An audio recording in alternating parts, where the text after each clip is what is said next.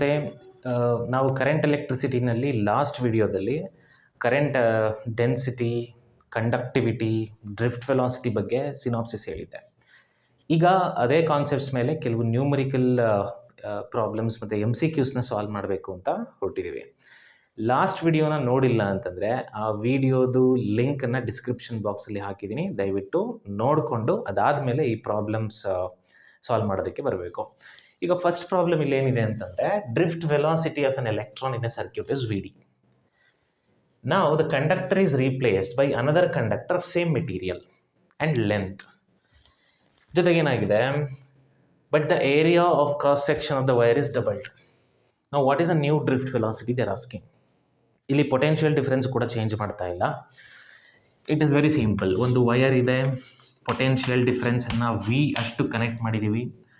So that ಈ ವಯರಲ್ಲಿ ಎಲೆಕ್ಟ್ರಾನ್ಸ್ಗಳು move ಆಗ್ಲಿಕ್ಕೆ ಶುರುವಾಗುತ್ತೆ, ಕರೆಂಟ್ ಬರುತ್ತೆ. ಆ ಎಲೆಕ್ಟ್ರಾನ್ಸ್ಗಳಿಗೆ ಡ್ರಿಫ್ಟ್ ವೆಲಾಸಿಟಿ ಇರುತ್ತೆ. ಈ ಕಂಡಕ್ಟರ್ ಲೆಂತನ್ನು L ಅಂತ ಇಟ್ಕೊಳ್ಳುವ, area of cross section of the ಕಂಡಕ್ಟರ್ನ A ಅಂತ ಇಟ್ಕೊಳ್ಳುವ. ನಾವು material of the wire is same, ಅಂದರೆ ಅದೇ ಮೆಟೀರಿಯಲನ್ನು ತಗೊಂಡಿದ್ದೀವಿ, ಆದರೆ ವಯರ್ ಮಾತ್ರ ಸೇಮ್ ಲೆಂತ್ ಇದೆ and area of cross section ಮಾತ್ರ ಚೇಂಜ್ ಆಗಿದೆ. ಇಲ್ಲಿ area of cross section 2A ಎಷ್ಟಿದೆ, ಸೇಮ್ ಲೆಂತ್, ಮತ್ತು ಪೊಟೆನ್ಷಿಯಲ್ ಡಿಫ್ರೆನ್ಸ್ ಕೂಡ ಸೇಮ್ ಅಪ್ಲೈ ಮಾಡಿದ್ದೀನಿ ವಯರ್ಗೆ, ಸೇಮ್ ಪೊಟೆನ್ಷಿಯಲ್ ಡಿಫ್ರೆನ್ಸ್ ಅಂತ ಇಟ್ಕೊಳ್ಳಿ. ಹಾಗಾದರೆ ಇಲ್ಲಿ ಡ್ರಿಫ್ಟ್ ವೆಲಾಸಿಟಿ VD ಆದರೆ ಇಲ್ಲಿ ಡ್ರಿಫ್ಟ್ ವೆಲಾಸಿಟಿ ಎಷ್ಟಿರುತ್ತೆ ಅದನ್ನು ಕೇಳ್ತಿದ್ದಾರೆ. ಸಾಲ್ವ್ ಮಾಡೋದು ಬಹಳ ಸುಲಭ. ಡ್ರಿಫ್ಟ್ ವೆಲಾಸಿಟಿಗೆ ಈಕ್ವೇಷನನ್ನು ಬರೀತೀನಿ. ನಾವು ಲಾಸ್ಟ್ ಟೈಮ್ ಡ್ರಿಫ್ಟ್ ವೆಲಾಸಿಟಿಗೆ ಯಾವ ಈಕ್ವೇಷನ್ನ ಬರ್ಕೊಂಡಿದ್ವಿ? It is EE/m into tau. ಇಲ್ಲಿ E ಅಂದರೆ ಬೇಸಿಕ್ ಯೂನಿಟ್ ಆಫ್ ಚಾರ್ಜ್ ಅಥವಾ charge of an electron. E ಅಂದರೆ electric field applied across the ends of the conductor, ಅಂದರೆ ಬ್ಯಾಟ್ರಿನ ಯೂಸ್ ಮಾಡಿಕೊಂಡು ಇಲ್ಲಿಗೆ ಎಷ್ಟು ಎಲೆಕ್ಟ್ರಿಕ್ ಫೀಲ್ಡನ್ನು ಅಪ್ಲೈ ಮಾಡಿದ್ದೀರಿ. M ಅಂದರೆ ಮಾಸು, ಟೌ ಅಂದರೆ ರಿಲ್ಯಾಕ್ಸೇಷನ್ ಟೈಮು. ಇಲ್ಲಿ electric field applied across the ಕಂಡಕ್ಟರ್ನ potential difference applied across the conductor divided by length of conductor ಅಂತ ಬರ್ಕೋಬೋದು. So therefore drift velocity ಏನಾಗುತ್ತೆ, EE ಬೈ, ನೋಡಿ ಇಲ್ಲಿ ಈ ಪ್ಲೇಸಲ್ಲಿ V/L ಅಂತ ಬರ್ಕೋತೀನಿ, potential difference from the battery divided by L. ಎಮ್ನ ಹಾಗೆ ಬರ್ಕೋತೀನಿ, ಟೌನ ಹಾಗೆ ಬರ್ಕೋಣ. ಸೊ ಇದು actually formula for drift velocity. ಇಲ್ಲಿ ನೋಡಿ, ಡ್ರಿಫ್ಟ್ ವೆಲಾಸಿಟಿ ಅನ್ನುವಂಥದ್ದು ಲೆಂತ್ ಮೇಲೆ ಡಿಪೆಂಡ್ ಆಗಿದೆ, ಪೊಟೆನ್ಷಿಯಲ್ ಡಿಫರೆನ್ಸ್ ಮೇಲೆ ಡಿಪೆಂಡ್ ಆಗಿದೆ, ರಿಲ್ಯಾಕ್ಸೇಷನ್ ಟೈಮ್ ಮೇಲೆ, ಚಾರ್ಜ್ ಮೇಲೆ, ಮಾಸ್ ಮೇಲೆ. ಓಕೆ, ಆದರೆ nowhere we are getting drift velocity is depending on area of cross section of the wire. ಅಂದರೆ drift velocity area of cross section ಮೇಲೆ ಡಿಪೆಂಡೇ ಆಗಿಲ್ಲ. ಹಾಗಾಗಿ ಏರಿಯಾ ಆಫ್ ಕ್ರಾಸ್ ಸೆಕ್ಷನ್ನ ನಾವು ಡಬಲ್ ಮಾಡಿದರೂ ಕೂಡ, double the area of cross section ಆದರೂ ಕೂಡ drift velocity is not going to change. It will be same. Therefore, answer is A. Correct option is A. Let's go. ಇದು ಎರಡನೇ problem. In a conductor, if number of electrons per unit volume is given by this much, ಇದು number density of electrons and mean free time is 25 fs ಅಂತ ಕೊಟ್ಟಿದ್ದಾರೆ. ಇಲ್ಲಿ F ಅಂತಂದರೆ femtoseconds ಅಂತ, ಇಲ್ಲಿ fs ಅಂತಾರೆ 25 femtoseconds. It's approximate resistivity years. ಅವ್ರು ಕೇಳ್ತಿರೋದು ರೆಸಿಸ್ಟಿವಿಟಿಯನ್ನು ಕೇಳ್ತಿದ್ದಾರೆ. ಸೊ ಡೈರೆಕ್ಟ್ ನಾನು ಫಾರ್ಮುಲಾಗೆ ಹೋಗ್ಬಿಡ್ತೀನಿ. So in our discussion we have seen that conductivity of the material, ಕಂಡಕ್ಟಿವಿಟಿನ ಹೇಗೆ ಬರೀಬೋದಾಗಿತ್ತು? It was written as NE² tau by M. ಇಲ್ಲಿ N ಅಂತಂದರೆ number of electrons per unit volume, ಅಂದರೆ number density of electrons. E ಅಂದರೆ basic unit of charge, relaxation time, and M ಅಂದರೆ mass. As usually mass of electron ನಮ್ಗೆ already ಗೊತ್ತಿದೆ. ಇದರಲ್ಲಿ number density of ಎಲೆಕ್ಟ್ರಾನ್ಸ್ನ ಇಲ್ಲಿ ಕೊಟ್ಟಿದ್ದಾರೆ. ಬಟ್ ಅವರು ಕೇಳ್ತಿರೋದು ರೆಸಿಸ್ಟಿವಿಟಿ. ನಾನು ಬರೆದಿರೋದು ಕಂಡಕ್ಟಿವಿಟಿ ಫಾರ್ಮುಲಾ. ಹಾಗಾದರೆ ರೆಸಿಸ್ಟಿವಿಟಿ ಹೇಗೆ ಕ್ಯಾಲ್ಕುಲೇಟ್ ಮಾಡೋದು? Resistivity is inverse of conductivity. ಇದನ್ನೆಲ್ಲ ಡಿಸ್ಕಸ್ ಮಾಡಿದ್ದೀವಿ.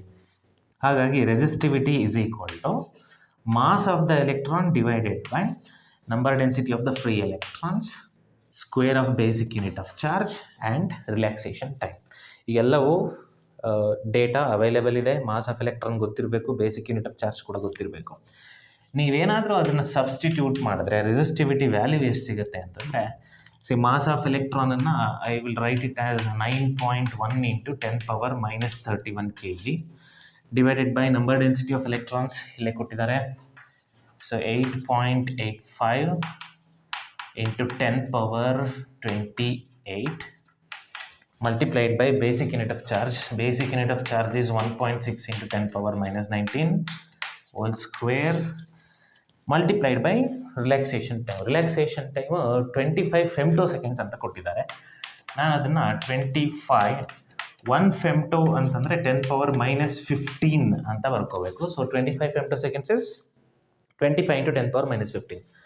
ಇದನ್ನು ಕಂಪ್ಯೂಟ್ ಮಾಡಿದ್ರೆ ನಿಮ್ಗೆ ಆನ್ಸರ್ ಅಪ್ರಾಕ್ಸಿಮೇಟ್ಲಿ ಎಷ್ಟು ಬರುತ್ತೆ? ಇದನ್ನೆಲ್ಲ ಲೆಕ್ಕ ಮಾಡ್ತಾ ಕೂತ್ಕೊಳ್ಳೋ ಹಾಗಿಲ್ಲ, ಸಾಲ್ವ್ ಮಾಡೋ ಅವಶ್ಯಕತೆ ಇಲ್ಲ. 10 ಪವರ್ಸ್ನ ಕಂಪ್ಯೂಟ್ ಮಾಡಿ. ಇಲ್ಲಿ 10 power minus 31 ಇದೆ, ಇಲ್ಲಿ 10 power 28 ಇದೆ, ಇಲ್ಲಿ 10 power minus 19 ಹೋಲ್ ಸ್ಕ್ವೇರ್ ಇದೆ, 10 power minus 15 ಇದೆ.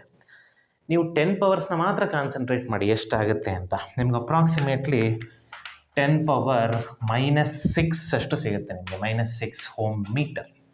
This is nothing but the resistivity of this material. Okay, so resistivity is inverse of conductivity ಅನ್ನೋದೇ ಇಲ್ಲಿ ಇಂಪಾರ್ಟೆಂಟ್ ಕಾನ್ಸೆಪ್ಟ್. ಇದು ಮೂರನೇ problem. A current of 10 ampere exists in a wire of area of cross section 5 millimeter square with the drift velocity is 2 into 10 power minus 3. Number of free electrons in each cubic meter of the wire ಅಂತ ಕೇಳ್ತಾ ಇದ್ದಾರೆ. So ನಾನು data ಬರ್ಕೊಂಡಿದ್ದೀನಿ.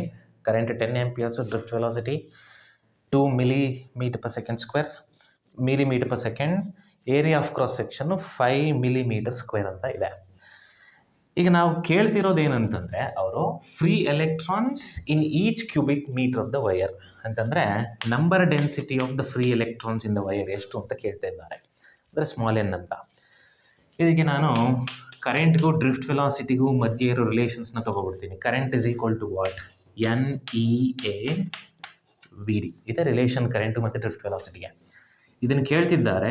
So N is equal to current divided by EAVD ಅಂತ ಬರ್ಕೋಬೋದು. Just substitute ಮಾಡ್ತಾ ಹೋಗಿ.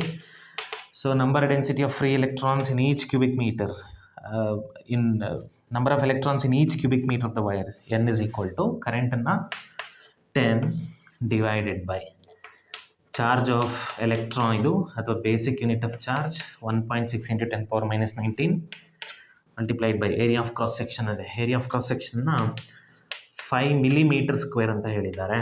So 5 milli ಅಂತಂದರೆ 10 power minus 3, millimeter square ಅಂತಂದರೆ 10 power minus 6 ಆಗುತ್ತೆ. Multiplied by drift velocity. Drift velocity ಇಲ್ಲೇ ಕೊಟ್ಟಿದ್ದಾರೆ. ಸೊ 2 millimeter per second ಅಂತ ಹೇಳ್ತಾ ಇದ್ದಾರೆ. ಸೊ ಮಿಲಿ ಆಗಿರೋದ್ರಿಂದ 10 power minus 3 ಅಂತ ಹೇಳಿದ್ದೀನಿ. ಇದನ್ನು ಸಾಲ್ವ್ ಮಾಡುವಾಗ ತಲೆ ಕೆಡಿಸ್ಕೊಳ್ಳೋ ಅವಶ್ಯಕತೆ ಇಲ್ಲ. ಈ 5 into 2 ಅನ್ನು 10 ಅಂತ ಬರ್ಕೋಬೋದು. So this 5 into 2 will be cancel with this 10. ನೋಡಿ, ಇದು ಕ್ಯಾನ್ಸಲ್ ಆಗಿಬಿಡತ್ತೆ. ಇನ್ನು ಉಳ್ಕೊಂಡಿರೋದು ನಮಗೆ ಬರೀ ಕೆಲವು 10 ಪವರ್ಸ್ ಇದೆ ಮತ್ತು 1 divided by 1.6 ಇದೆ. ಇದಕ್ಕೆ ಆನ್ಸರು ಇಲ್ಲಿ ಬರೀತೀನಿ ನೋಡಿ. N is equal to ಈ 1 divided by 1.6 ಅನ್ನು ಸಪ್ರೇಟಾಗಿ ಬರ್ಕೋತೀನಿ. 10 ಪವರ್ಸ್ನೆಲ್ಲ ಸಪ್ರೇಟಾಗಿ ಬರ್ಕೋತೀನಿ. ಸೊ ಇಲ್ಲಿ 10 ಪವರ್ಸ್ ಎಷ್ಟಾಗುತ್ತೆ? 10 power minus 19 ಇದೆ, -6 ಇದೆ, -3 ಇದೆ. ನೀವು ಇದನ್ನೆಲ್ಲ ನ್ಯೂಮರೇಟ್ರಿಗೆ ಬರ್ಕೊಂಡ್ರೆ ಈ ಪವರ್ಗೆ ಇರೋ ಸೈನ್ ಎಲ್ಲ ಪಾಸಿಟಿವ್ ಆಗುತ್ತೆ. So therefore it will be +19 +6 and +3. ಈ 1/1.6 ವ್ಯಾಲ್ಯೂ ನೀವು ನೆನ್ಪಿಟ್ಕೋಬೇಕು. ಇದು 0.625. ಇದನ್ನೆಲ್ಲ ಕಂಪ್ಯೂಟ್ ಮಾಡಿದ್ರೆ ನಿಮಗೆ 10 power 28 ಬರುತ್ತೆ. ಸೊ ಫೈನಲಿ ಏನಂತ ಆನ್ಸರ್ ಬರೀಬೋದು? 625 into 10 power 25. ಇಷ್ಟು large number of free electrons ಇರುತ್ತೆ in each cubic meter of the wire. So therefore correct answer is option. ಇದು 4ನೇದು ಮತ್ತು ಕೊನೆ ಪ್ರಾಬ್ಲಮ್ಮು ಈ ವಿಡಿಯೋದಲ್ಲಿ. A current of 5 ampere is passing through a copper wire. Okay, a copper wire of resistivity 1.7 into 10 power minus 8 ohm meter. Radius 5 millimeters ಕೊಟ್ಟಿದ್ದಾರೆ. Mobility calculate ಮಾಡಬೇಕು. Drift ವೆಲಾಸಿಟಿಯನ್ನು ಕೂಡ ಕೊಟ್ಟಿದ್ದಾರೆ.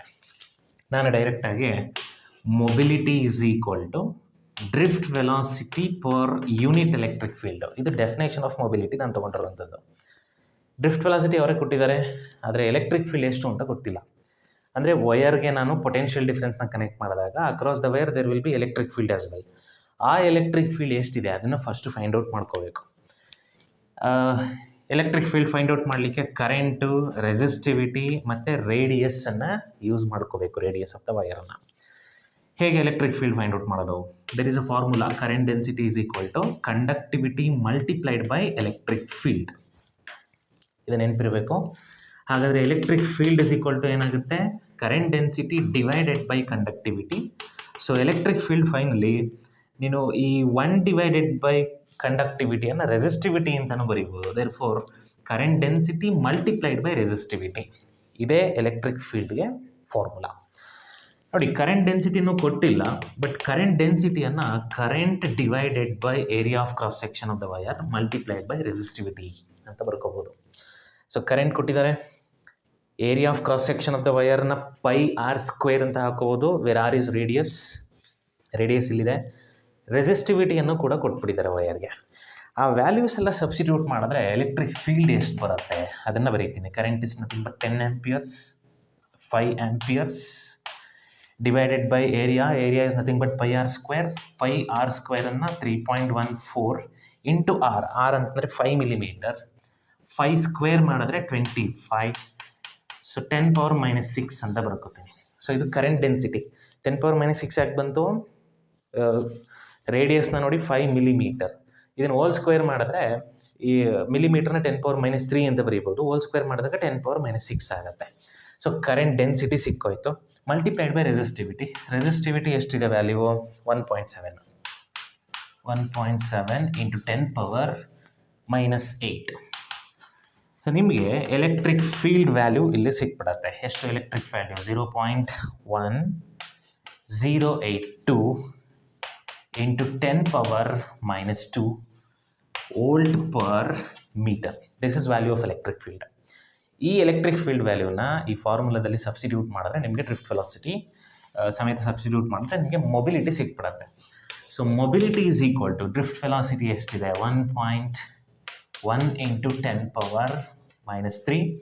ಯೂನಿಟ್ ಆಫ್ ವೆಲಾಸಿಟಿ ಅಂತಂದರೆ meters per second divided by electric field ಇಲ್ಲೇ ಇದೆ. So 0.108 into 10⁻⁻2 volt per meter. ನಿಮಗೆ finally ಇದರ ಆನ್ಸರ್ ಎಷ್ಟು ಬರುತ್ತೆ ಅಂತಂದರೆ ವಿತ್ ಯೂನಿಟ್. ಸೊ ನಿಮಗೆ 1.01 ಓಕೆ ಮೀಟರ್ ಸ್ಕ್ವೇರ್. ನೋಡಿ, ಇಲ್ಲೂ ಮೀಟ್ರ್ ಇದೆ, ಇದನ್ನು ಮೇಲ್ಗಡೆ ತಗೋಬೇಕು. So metre square per volt per second. So ಇದು ಆನ್ಸರು. ಹಾಗಾದರೆ ಕರೆಕ್ಟ್ ಆನ್ಸರು ಇಲ್ಲೇ ಇದೆ, option D. So this is how we have to tackle the problems in the concept of mobility, drift velocity, current density, conductivity. ಇದ್ರ ಮೇಲೆಲ್ಲ ಇಷ್ಟು simple ಆಗಿರೋ ಪ್ರಾಬ್ಲಮ್ಸನ್ನು ಕೇಳ್ತಿರ್ತಾರೆ. ಇಷ್ಟು relations ಗೊತ್ತಿದ್ರೆ ಸಾಕು.